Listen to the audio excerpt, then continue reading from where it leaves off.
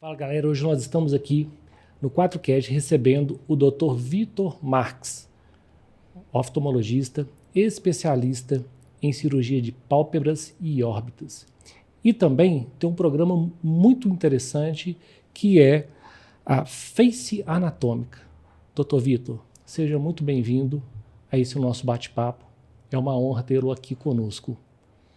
Muito obrigado pela oportunidade e gostaria de agradecer e que eu consiga responder algumas dúvidas sobre o meu trabalho, sobre os meus projetos e que isso fique claro para qualquer pessoa que nos escutar.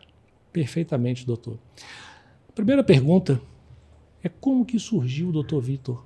De onde ele veio? Né? Quais são as propostas deles hoje como médico, como empreendedor e como um palestrante, não é verdade? Sim. Bom, primeiramente, eu sou nascido no interior de Minas Gerais, uma cidade pequenininha, eu falo que eu sou de Tocantins, Minas Gerais, mas saí muito novo para estudar e a partir daí tive uma série de coisas na minha vida, onde na minha adolescência eu cheguei a trabalhar de vendedor durante as minhas férias e depois ingressei na faculdade de medicina e daí tomaram rumos a minha vida, né? Fiz uma especialidade em oftalmologia, uma subespecialidade em oculoplástica e dentro da oculoplástica comecei a trabalhar com cirurgia de órbita e pálpebra, que é o meu grande nicho de mercado hoje. E as palestras, eu acho que elas sempre fizeram parte da minha vida em inúmeras situações e hoje elas se tornam cada vez mais parte do meu dia a dia, do meu dia de trabalho. Então, sua carreira ela começou no interior de Minas Gerais. Não, eu nasci no interior. Você nasceu lá. Mas eu fiz medicina, metade do meu curso eu fiz na faculdade de Teresópolis, depois eu transferi para Belo Horizonte, metade do meu curso, e posteriormente a minha residência eu fiz na Santa Casa em Belo Horizonte, e sequencialmente eu fiz uma subespecialização e um doutorado na USP em Ribeirão Preto. Então, você hoje é formado é um médico oftalmologista, com especialidade em pálpebras e órbitas.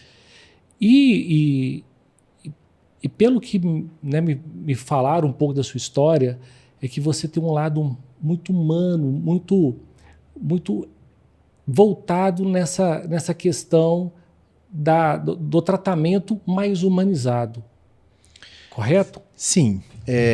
Durante a minha formação, né, aos poucos, durante os anos foram se passando, eu passei a assumir casos mais complexos da cirurgia de órbita, que são cirurgias que muitas vezes as pessoas se acidentam ou cirurgias oncológicas, onde um paciente vem extremamente espoliado por inúmeros tratamentos ou por tratamentos inadequados ou por tratamentos realmente difíceis e que ao longo desse tempo eu tive que entender um pouco do lado humano para poder acolher não só o paciente, mas a família dele como um todo, para a gente poder chegar num resultado satisfatório que tanto o cliente quanto a família desejam, né? Então, isso foi um desenvolvimento ao longo de anos, estudando, lendo e entendendo como que o ser humano se comporta e pensa. Agora uma pergunta. Existe algum efeito colateral nesses tratamentos ou não? Ou é uma recuperação mais tranquila? Como que é feita essa questão da face? Existe algum risco nesses procedimentos? Bom, a gente tem que falar, eu vou colocar aqui 3 exemplos básicos, mas que são totalmente distintos uns dos outros. Um primeiro exemplo é quando uma pessoa tem uma doença e ela precisa ser tratada. O segundo exemplo é quando a pessoa tem um acidente, por exemplo, automobilístico, onde o rosto, a face dessa pessoa sofre deformidades traumáticas. E o terceiro são casos, por exemplo, oncológicos, que eu poderia dar a mão para as doenças, mas eu gosto de separar a oncologia de outras doenças benignas, né? Que na oncologia também a gente tem inúmeras repercussões. O que são repercussões? Muitas vezes as cirurgias são cirurgias agressivas, cirurgias onde a gente fala cirurgias mutilantes, e o convívio com isso e a aceitação disso é um desafio para o paciente chegar a um processo de cura. Então, são processos distintos, mas todos envolvem um tratamento humano além do tratamento cirúrgico. Pergunta: o acompanhamento desse tipo de cirurgia, desse tipo de tratamento, como é que ele é?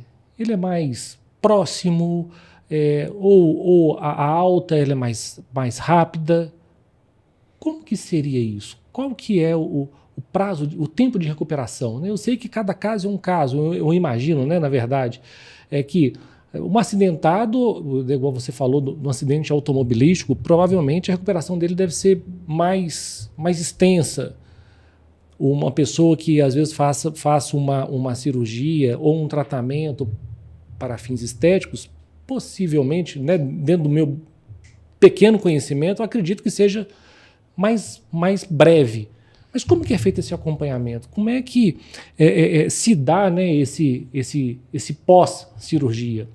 Bom, falando de casos estéticos, o mais comum é quando a gente realiza cirurgias de pálpebras, que são cirurgias bem rápidas, no sentido tanto de pré-operatório, né, durante o tempo cirúrgico, quanto da reabilitação de um pós-operatório. A gente remove pontos entre 5 e 7 dias e normalmente a pessoa está completamente reabilitada em 30 dias. Muito diferente, por exemplo, das cirurgias reconstrutivas, porque quando a pessoa sofre um acidente automobilístico, é onde ela sofre inúmeras fraturas faciais, perdas, a gente fala perdas de partes moles, é quando a pessoa perde pedaço da pálpebra, o pedaço da face, o pedaço do nariz. Algumas vezes a gente tem que trabalhar em equipes multidisciplinares. A gente entra por uma primeira cirurgia em equipes multidisciplinares. Normalmente um cirurgião de órbita, da qual sou eu que participo da cirurgia, um cirurgião de nariz e muitas vezes um cirurgião de boca, para a gente poder fazer uma reconstrução facial de uma maneira mais adequada possível, pensando na fisiologia. Porque quando a gente consegue entender que o olho funciona bem, o nariz funciona bem e a boca funciona bem, a gente está com uma face, em termos de fisiologia, funcional. Aí, num segundo, terceiro, quarto, quinto tempo, a gente começa a reabilitar toda a questão estética que ficou para trás. Mas eu gosto de deixar claro, Cristiano, que é o seguinte: o que Deus reconstruiu jamais se reconstrói igual. Então, assim, o acidente automobilístico, é claro que a gente tem casos fantásticos de reabilitação, que quando você vê o pré e o pós, você fala, nossa, que reabilitação fantástica. Mas existe um trabalho enorme de horas cirúrgicas e às vezes de meses, porque a face ela não aguenta uma cirurgia atrás da outra, como nenhuma estrutura do organismo.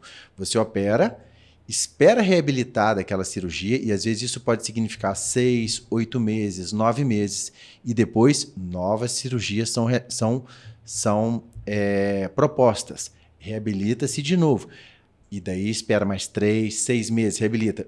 Outros detalhes vão serem mexidos. Então, assim, não é incomum a gente operar um paciente pós um trauma automobilístico num período entre 1 e 3 anos com algumas cirurgias. Eu já ia justamente fazer essa pergunta, né? Qual que é o tempo de acompanhamento, né?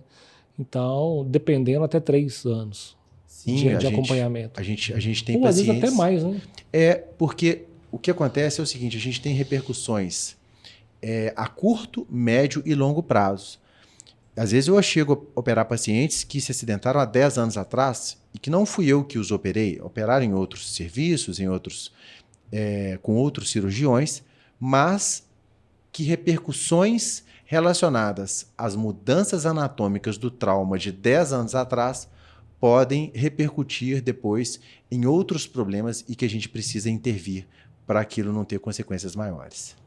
Eu imagino. Na verdade, eu fico imaginando que a vida do médico ela é um constante aprendizado, né?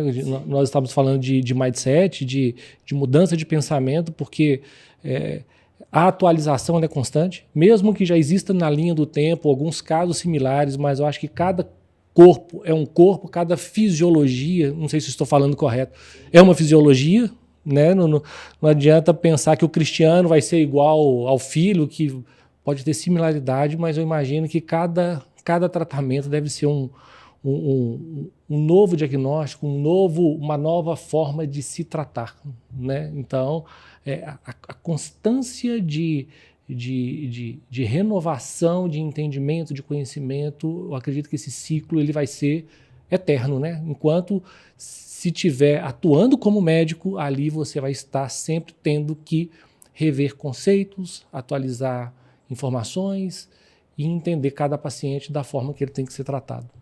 Sim, as evoluções elas acontecem desde evoluções de técnicas cirúrgicas, como de materiais utilizados para a realização das cirurgias, assim como a gente entende, cada vez que a gente vai ficando mais expert no assunto, que o apoio psicológico dessa pessoa, que o entendimento do sofrimento da família e do entorno dessa pessoa precisa também ser acolhido, porque é muito desgastante as perdas abruptas, e tanto para a pessoa quanto para o entorno dela, da família. São coisas que a gente não sabe o que aquilo significa para a pessoa enquanto a gente não entra nesse lado humano da pessoa e que ela consegue expor isso e a gente dar caminhos para ela seguir reabilitando socialmente, reabilitando esteticamente, reabilitando fisiologicamente. E isso faz parte do tratamento, não há dúvida. Nossa, eu falei um pouco a respeito de mindset, né? De mudança de pensamento. Hoje você dá mentoria para outros médicos, né? Ou seja, para profissionais também como você. Sim. Como que a classe médica, né, tem recebido você como um empreendedor, como um mentor, e o que você tem oferecido a eles, né, nessa transformação do dia a dia de um novo pensar? Bom, essa pergunta ela é muito boa e muito ampla, sabe, Cristiano? Primeiramente, eu realmente comecei eu vou falar assim, eu voltei para o mercado de palestras e o mercado de cursos, né? Já tem mais ou menos 2 anos e meio.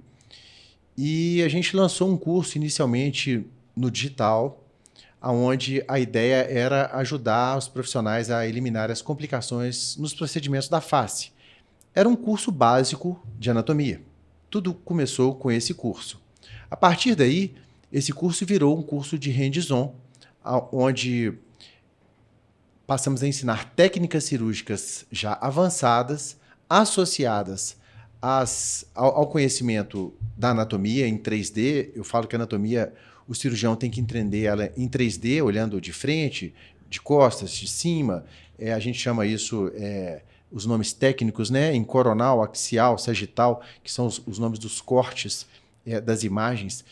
Então, a partir do momento que o cirurgião tem essa imagem 3D na cabeça dele formatada, quando ele vai fazer um procedimento cirúrgico ou invasivo, a probabilidade dele ter uma complicação ali, ela fica muito pequena, porque o entendimento anatômico é o mapa de onde a pessoa trabalha. Se você tem um mapa e conhece esse mapa, dificilmente você vai errar os caminhos que te levam ao sucesso. A partir daí, outras mentorias começaram a surgir, outras oportunidades em termos de palestras, de posicionamento do mercado, que é o que a gente tem trabalhado hoje com alguns convites para palestrar em alguns lugares, falando de como é possível mudar a mentalidade e a forma de pensar e a forma de se posicionar no mercado de trabalho para o médico. E como nós estávamos comentando aqui anteriormente, eu falo para médicos, mas na verdade eu estou falando para ser humano. Da mesma forma que para os meus pacientes, eu trabalho com pacientes, mas eu estou trabalhando com ser humano. Então, o posicionamento em termos de forma de pensamento, ela serve para qualquer profissional, porque nós todos somos seres humanos e os comportamentos, eles simplesmente se replicam nas áreas distintas. Então, em cima disso, qual que as principais características que hoje você procura em um mentorado seu? A primeira coisa que uma pessoa, quando ela procura uma mentoria, ela já se mostra diferenciado porque é uma pessoa que quer evoluir. As evoluções, ela não acontece simplesmente com leituras de livros, ou com cursos, ou com palestras, com esse tipo de situação. Na verdade, a pessoa que quer desenvolver, ela usa todos esses artifícios a seu favor. E o que é um mentor? O mentor é alguém que já trilhou um caminho e chegou aonde você deseja chegar. Não adianta eu mentorar uma coisa que eu nunca alcancei. Não adianta eu ensinar uma pessoa a ter um ganho que eu nunca alcancei. Não adianta eu ensinar uma pessoa a chegar e se posicionar num mercado se eu nunca fiz isso. Então, hoje, o que eu consigo ensinar é o que eu já produzi na minha vida. São os resultados que eu tenho em termos de ganhos financeiros, os resultados que eu tenho em termos de técnica cirúrgica, os resultados que eu tenho em termos de resultado final em uma cirurgia. Então, a pergunta que você me disse, qual que é a característica de um mentorado meu? Alguém que deseja aprender o caminho que eu já percorri. Eu vou até te contar um espaço da minha vida, né? Que eu durante muito tempo, eu fui muito resistente a poder fazer parte de um grupo de mentoria. Igual eu te falei, amanhã, por exemplo, estou indo para São Paulo, onde eu tenho o meu mentor e tenho um grupo de mentorados lá. E o quanto que isso transforma a nossa mente. Porque se você hoje quer sair do ponto A e tem como objetivo o ponto B, e por que eu tenho que sofrer por um caminho que às vezes outras pessoas já trilharam, fazendo, olha, o caminho das pedras é esse, vá por aqui. É muito mais fácil e o preço se torna muito mais barato.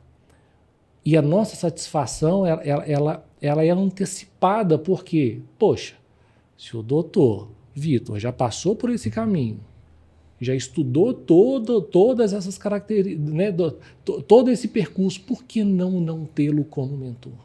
Não é verdade?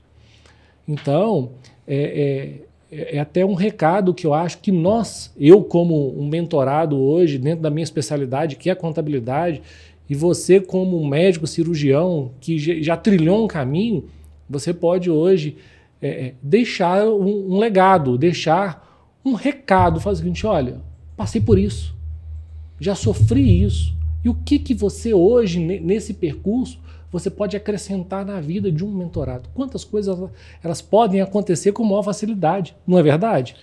Não há dúvida, Cristiano. E assim, não se enganem, eu também tenho os meus mentores e pago caro por eles. E eu vou falar assim, caro no sentido do que os outros olham, porque para mim é barato. Porque o resultado que eles me entregam, vou falar assim, o caminho das pedras que eu pego com eles, obviamente eu utilizo na minha vida. E às vezes a pessoa, quando ela busca um curso meu e ela pergunta assim, quanto que é esse curso?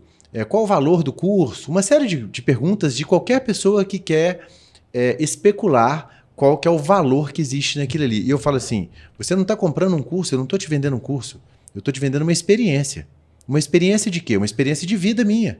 De mais de 20 anos de trabalho com isso. Eu estou te vendendo uma experiência de um grupo, porque na hora que você está num ambiente, que esse ambiente fala daquilo que você busca, você tem caminhos distintos para achar e chegar da melhor forma, o mais rápido possível daquilo que você quer. Então, quando você compra uma mentoria, você não está comprando uma mentoria, você está investindo em um acesso a inúmeras pessoas que estão naquele ambiente ali e que normalmente esse ambiente te traz ideias novas e oportunidades novas e você passa a mudar o seu mindset, a sua forma de pensar e, obviamente, seus resultados serão diferentes. Não adianta você achar que vai ter o mesmo resultado fazendo aquilo que você fez a vida inteira e que você tem certeza que sabe. A certeza, ela é o caminho do fracasso. Porque a partir do momento que você tem certeza de uma coisa, você está pronto para o fracasso, porque o mundo é das incertezas, o mundo é das mudanças, o mundo é da evolução. Porque se não fosse assim, nós estaríamos fazendo as mesmas coisas de 100 anos atrás, e isso não é verdade. Na verdade, nós já seríamos velhos, né? Exato. Como diz aquela frase, pode ser até bem clichê, né? se tornamos velhos quando paramos de aprender. E a nossa trilha é do aprendizado, não adianta. Né? Eu falo que, Cristiano, tem uma coisa que eu falo nos meus cursos que é o seguinte, eu falo que aprender é você continuar criança. Então, o adulto que para de aprender, ele deixou a criança de lado. E ele realmente é a mesma coisa, ele envelheceu. Porque, na verdade, o aprendizado na vida adulta é você brincar de criança. É você... O que a criança quer o tempo todo? Como é que faz isso? O que faz aquilo? Eu tenho 2 filhas. E quem tem filho sabe disso. O tempo todo é uma pergunta em cima da outra, chega a ser exaustivo. São 10 perguntas, você respondeu uma, tem mais 3. Respondeu 3, tem mais 4. Como é que pensa o cérebro da criança? O porquê do porquê, né? Como que a criança pensa? Ela quer saber sempre mais, mais, mais. Por quê? Porque é um HD zerado. Suga tudo, é uma esponja. Quando a gente fica na vida adulto, a gente tem uma falsa impressão de que já domina as coisas. E aí a gente para de perguntar. E as perguntas, na verdade, é o que a gente nunca pode parar de fazer. Como, por quê, o quê? São perguntas que você chega a novas opções de caminhos para resolver a mesma situação. E, óbvio, encurta-se isso, porque se não existissem perguntas no mundo, as coisas não mudariam, permaneceriam iguais e a evolução não existiria. Sem dúvida. Então, brincar de criança é aprender todos os dias. E qual que é o tipo de conselho, doutor, que você daria hoje para profissionais da saúde que queiram também se tornar mentores como você é? Bom, primeira coisa é que a pessoa tem que entender o micro e o macro ambiente que ele atua. Ele tem que entender, primeiramente, de ser humano, dele mesmo. Ele tem que entender que ele é um corpo, alma, espírito. Ele tem que entender a comunicação que ele tem com ele mesmo. Por quê? Você só é capaz de ensinar uma coisa a alguém que você já resolveu em si próprio. Se você não consegue resolver a sua casa, como que você vai resolver a casa do vizinho? Você olha para a grama do vizinho e fala, ele está precisando cortar a grama. E a hora que você olha para o seu jardim, ele está um caos. Então, assim, primeira coisa, você tem que estruturar a sua vida naquilo que você quer ensinar. Porque você só é capaz de ensinar aquilo que você alcançou um resultado. Então, não existe mentor que não tenha resultado. Porque contra resultados não há argumentos. A partir do momento que você tem resultado, o que alguém vai argumentar de você? Ele pode ter caminhos distintos para chegar em resultados iguais ou até melhores, mas ele não tem como argumentar contra o seu resultado. A partir do momento que você tem um resultado, você tem uma metodologia, você tem uma forma de ter chegado naquilo ali. E é incrível, porque a partir do momento que você chega em uma conquista, você consegue repetir aquela conquista. Então, assim, quem fez um ato, replica ele. Quem nunca fez, não tem como replicar. Então, para você ser um mentor, você tem que ter, no mínimo, ter realizado na prática aquilo que você quer mentorar. E mais uma coisa que, assim, eu falo, eu puxo isso como, igual você falou, dentro da meu próprio jardim, né? Sim. Quantas vezes a gente se bloqueia dentro de eu sei, eu já alcancei, eu não preciso mais. E quanto que nós nos transformamos a partir do momento que você fala o seguinte, olha, preciso de aprender, preciso de ter experiência com pessoas melhores do que eu não sou melhor que as outras pessoas. A gente sabe que no meio da medicina isso é um paradigma de abrir a experiência para outras pessoas, não é verdade? Eu não sei se você enfrenta dificuldades como essa, de falar o seguinte, olha, eu sou médico, eu alcancei um nível tal, mas nós podemos hoje alcançar mais do que isso. Você tem esse tipo de problema ou não? Bom, hoje eu tenho subespecializandos, né? Que eu coordeno um serviço de subespecialização. E uma coisa que qualquer subespecializando meu sabe é que eu não nego informação. Porque hoje uma palavra muito comum a mentores, a palestrantes, é a palavra transbordo. E eu já usava essa palavra não como transbordo, eu falava derramar. Porque na minha cabeça, o cérebro, eu sempre pensei nele como um copo, que você vai colocando um monte de coisa dentro, vai colocando uma água dentro e vai indo. Não tem como ela vai entornar, ela vai derramar. E não tem como uma pessoa não derramar em quem está em volta dela, a não ser que ela seja pobre de conhecimento. Então, uma pessoa que reativa o conhecimento o tempo todo, inevitavelmente ela vai estar ensinando o tempo todo, porque aprendemos uns com os outros o tempo todo. A questão é que a pessoa só consegue ensinar aquilo que tem dentro do cérebro dela. Então, por exemplo, eu chamo a atenção aqui para um fato em termos de mudança de mentalidade. Quando a gente pensa em mudança de mentalidade, o que é mudança de mentalidade? É você pensar de uma forma e você falar assim, poxa, isso que eu pensava até aqui, eu posso mudar e pensar de uma outra forma. Porque se você não muda a forma de pensar, obviamente os seus resultados também não vão mudar. Não tem como os seus resultados mudarem se você chegou até um patamar e continuar pensando daquela forma. Por isso, se você pega uma grade estudantil, a criança aprende uma coisa no jardim da infância, outra no colégio, outra no segundo grau, e depois ela vai estudar coisas específicas no vestibular, e quando ela entra numa faculdade, ela abre um outro leque de aprendizado, e depois outro leque, e depois outro leque. Por quê? Porque o conhecimento ele é infinito. Mas, se a pessoa ficar pensando da mesma forma que ela pensava na adolescência dela, na vida adulta, não tem como ela ter o resultado de um adulto. Ela vai ter um resultado de um adolescente. Se ela continua pensando como criança numa vida adulta, ela vai ter o resultado de uma criança, porque ela não mudou a forma de mentalidade, ela não mudou a forma de pensar. E os valores internos que uma pessoa pensa, esses valores, eles passam, são o que você nota no meio externo. Não tem como você notar o meio externo se o seu interno não está diferente. Você quer ver uma coisa? Vamos supor que você fosse uma pessoa pobre. E aí você ganhou lá na Mega Sena, sozinho, e passou a ter uma condição financeira diferente. Aquela pessoa nunca se interessou por carro. Nem sabia o que era carro na vida dela. A partir do momento que ela teve um poder aquisitivo, ela começa a entender modelos de carro. E aí ela resolve comprar um carro. E ela começa a olhar um, olhar outro. Depois de um certo período que ela especulou carro, ela já está praticamente entendendo de tudo quanto é tipo de carro. E outra coisa, ela começa a notar carros na rua que ela nunca tinha visto na vida. O que aconteceu na cabeça daquela pessoa? Ela mudou um valor. Eu dei um exemplo material para a gente poder entender outros exemplos espirituais, exemplos de princípios. Se você é uma pessoa que dá valor aos princípios, estuda princípios, coloca eles em práticas na sua vida, não tem como você não atrair pessoas que também valorizam os mesmos princípios. Se você tem princípios errôneos, quer dizer, se você é um ladrão, um bandido, claro que você vai atrair aquele tipo de pessoas porque você só enxerga essas pessoas, porque é o seu mindset. Você está preparado para enxergar exatamente aquilo ali.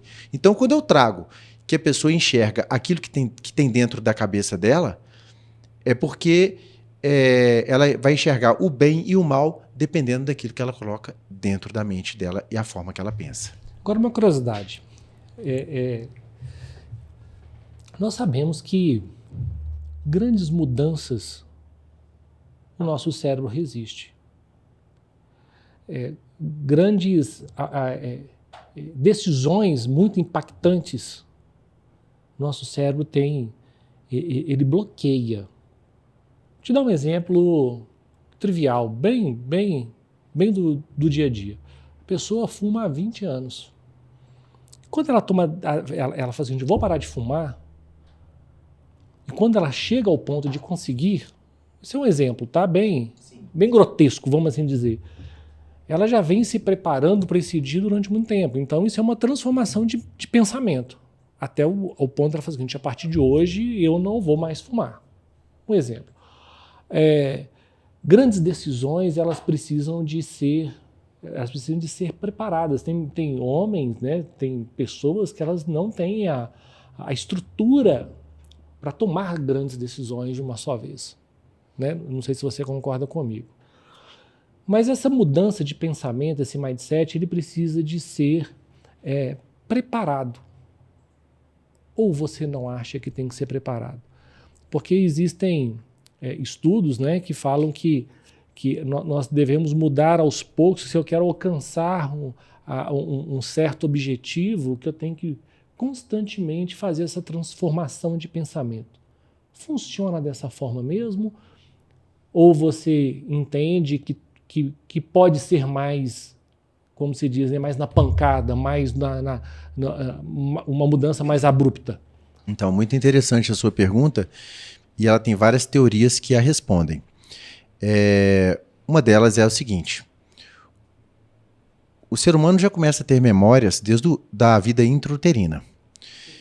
E é como se a gente pegasse e fosse encapsulando o ser humano com inúmeras memórias.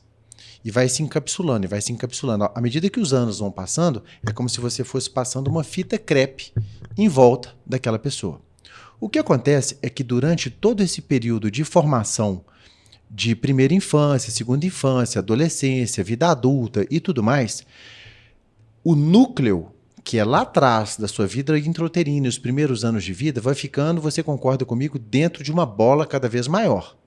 E o acesso a esse núcleo vai ficando cada vez mais difícil, porque você vai encapsulando ele com cada dia que passa, com novas emoções, novas experiências e tudo mais. Muitas vezes, a pessoa... o que acontece é que durante esse período de encapsulamento, vamos falar assim, né? Isso é só uma metáfora, né? Durante esse encapsulado das memórias, a gente vive emoções.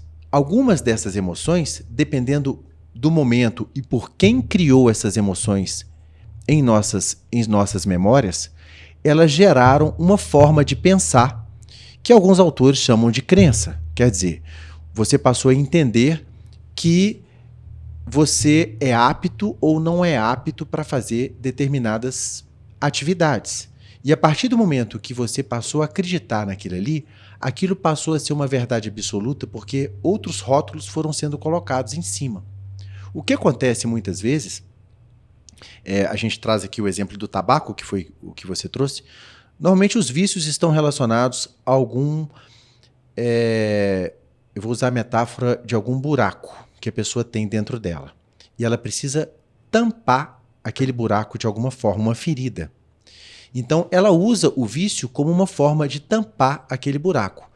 Pode ser que em algum momento na vida, algum fato drástico, ele resolva tampar aquilo ali por causa do forte impacto emocional que aquilo fez ele fazer uma virada e ver que outras coisas eram mais importantes do que aquilo que ele estava tampando de outra forma.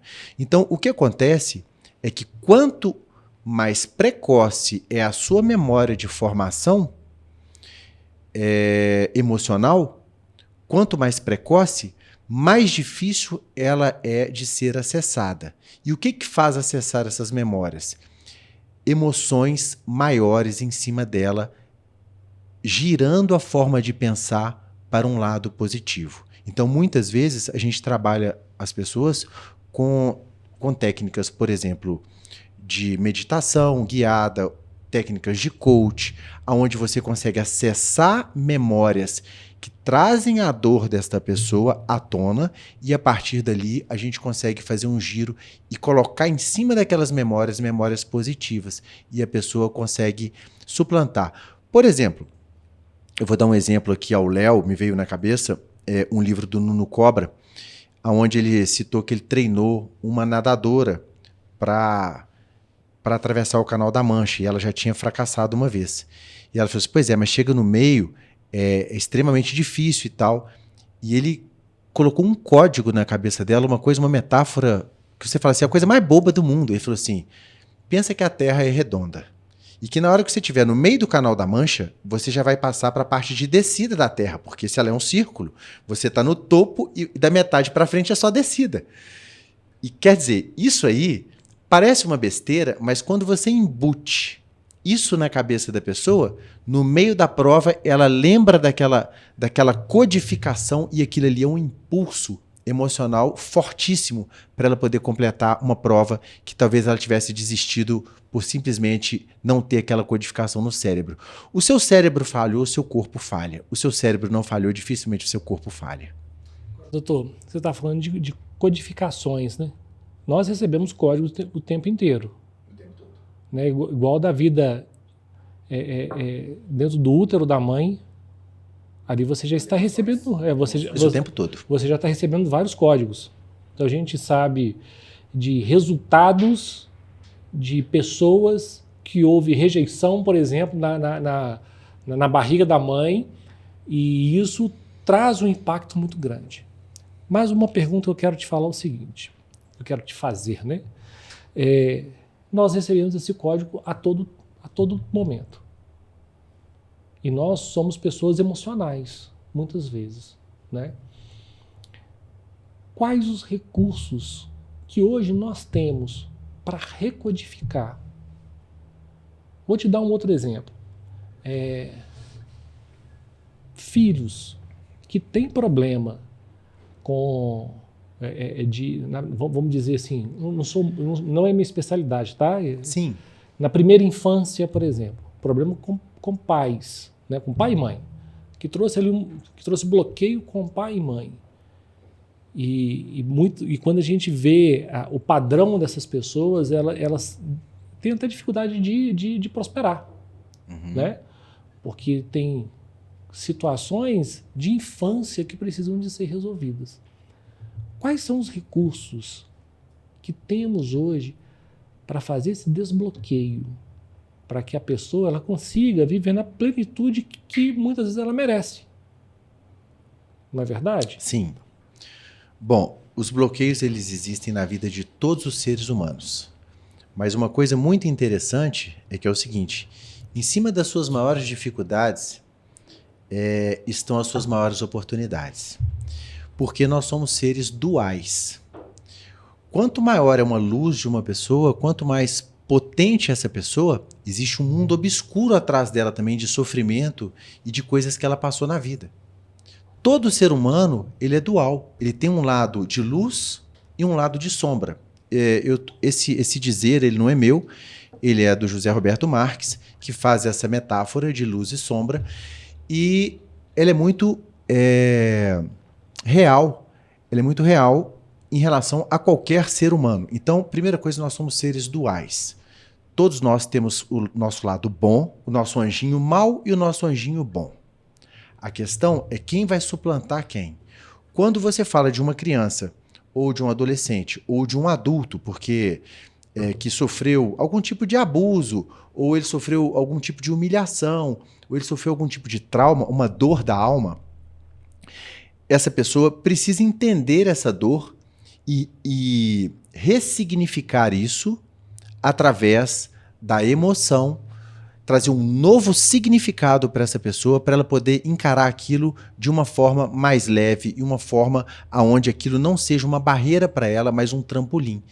E eu volto a falar, aonde está a sua maior dificuldade, muitas vezes é onde está o seu maior recurso. Ele só está tampado. Na hora que você tira a tampa dele, a pessoa bate asa, a pessoa voa, porque foi simplesmente uma pedra que segurava e você removeu aquilo ali e a pessoa consegue deslanchar. É incrível isso.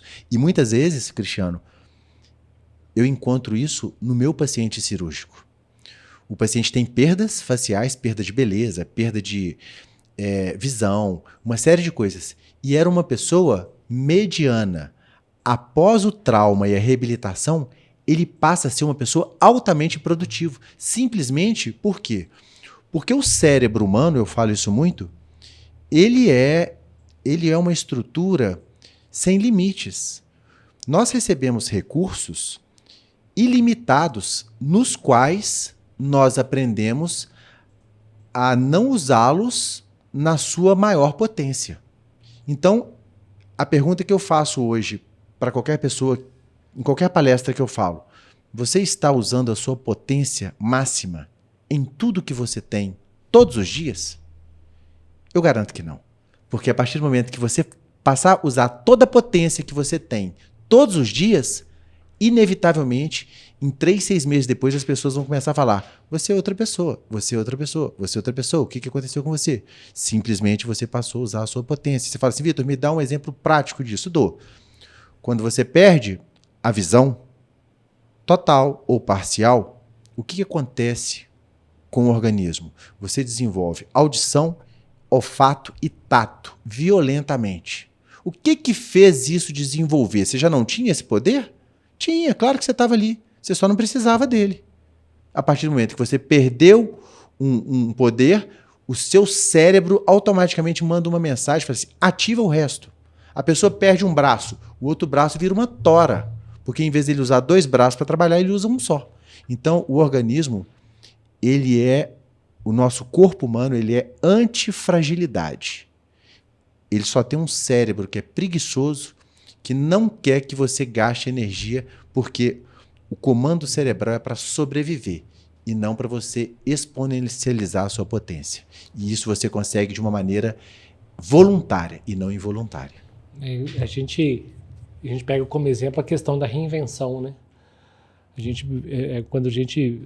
Eu lido com muitos empresários, com muitos empreendedores, e a grande maioria das pessoas não percebem essa potência que eles são. Eu gosto muito, eu tenho um pai que é um exímio estudador, um exímio estudante, né?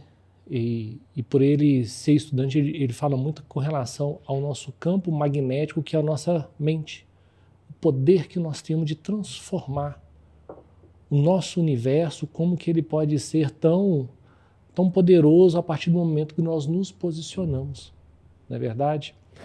E dentro disso, doutor, para você, o que é evolução? Como que a pessoa pode evoluir? Bom, para mim a evolução, ela começa na hora que você começa a conversar consigo mesmo. Quando você consegue entender o que tem dentro de você. Você consegue evoluir a partir do momento que você consegue entender que você tem uma mente racional e você tem uma mente, eu vou falar assim, artística, mas eu poderia falar assim, espiritualizada. Quando você começa a entender que você tem um cérebro que ele funciona tanto razão, o que é razão? É como as coisas funcionam. Os horários que você trabalha, por que você faz as coisas, por que você ganha dinheiro, porque isso é o racional, isso é o que você faz no seu dia a dia e que respondem aos porquês. Mas existe um outro cérebro, que é o cérebro da intuição, que é o cérebro da criação e que é o cérebro da espiritualidade.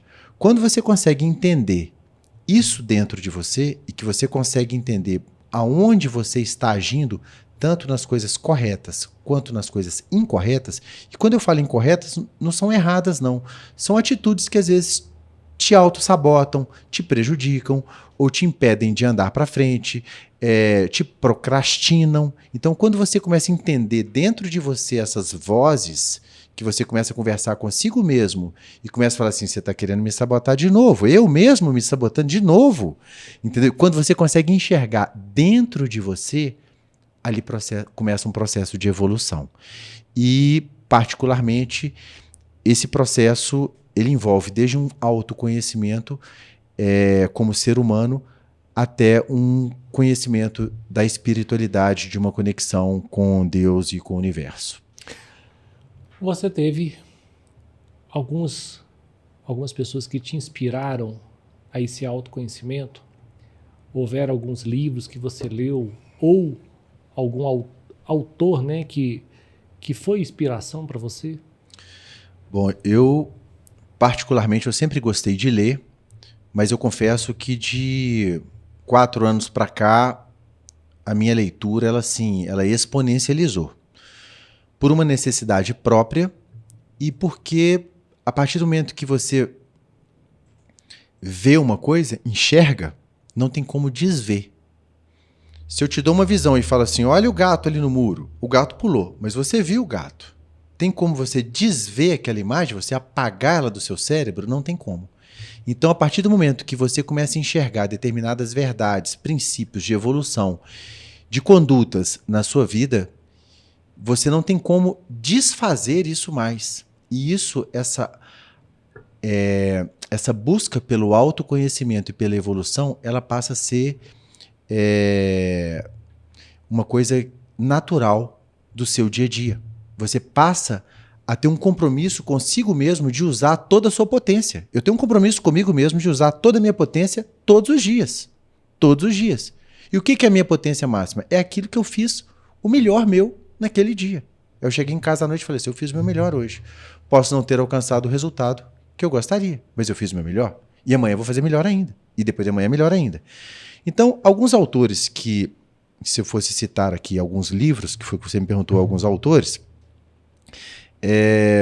de uns anos para cá eu estudei bastante Bert Hellinger, que é o criador da constelação familiar, onde enxerga tudo como uma forma sistêmica. Explicando isso de uma forma bem, vou falar assim, simples, é como se tudo no universo estivesse conectado através de um mundo, de um campo energético. Então, não tem como você viver sem a energia da sua família em volta de você, sem a energia do seu trabalho, sem a energia da sua cidade, sem a energia do seu país, sem a energia do seu continente, e por aí vai.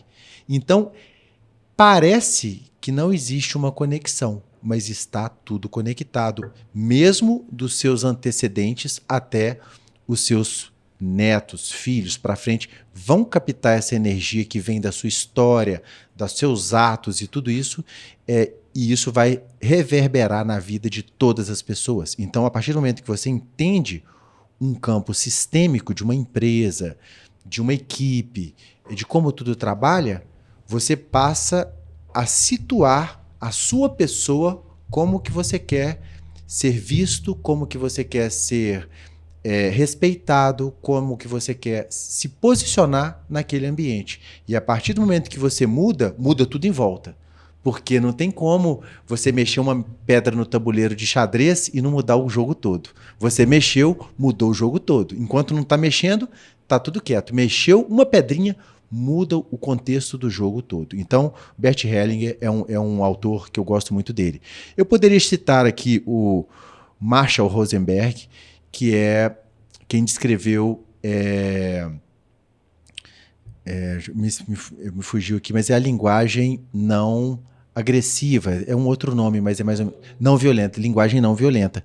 Comunicação não violenta.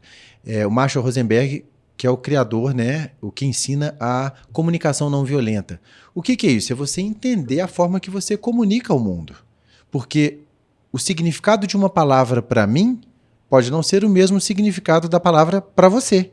E eu uso ela num contexto e te atinjo em outro. Então, a partir do momento que você entende isso, isso te ajuda de uma maneira incrível. E um terceiro livro que eu poderia citar aqui, nós estamos falando de autores e livro, né? Inevitavelmente, eu não tenho como negar o conhecimento bíblico. Porque, depois que eu li a Bíblia sem contextos religiosos, nada contra a religião, pelo contrário, eu acho que as religiões, de uma maneira em geral, são as melhores escolas que existem no mundo, com todos os seus defeitos e acertos, mas são escolas incríveis. Você quer ver pegando o gancho?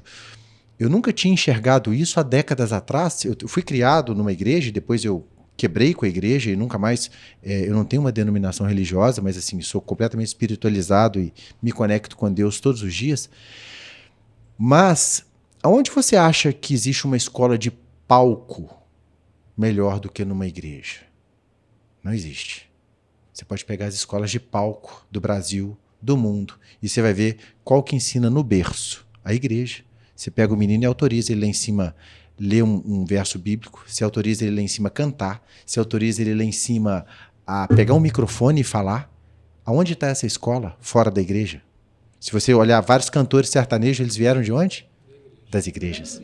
A maioria. Então, eu falei só de um artefato de ensino da igreja, mas eu posso abrir um leque aqui. Então, hoje eu sou um defensor das igrejas. Eu acho que elas têm um papel, imprescindíveis na vida humana. Bom, então, quando você lê a Bíblia fora de contextos religiosos, quando você pega as leis da constelação, por exemplo, de Bert Helling, por exemplo, que você olha lá, a lei da hierarquia, honrar pai e mãe, está lá na Bíblia.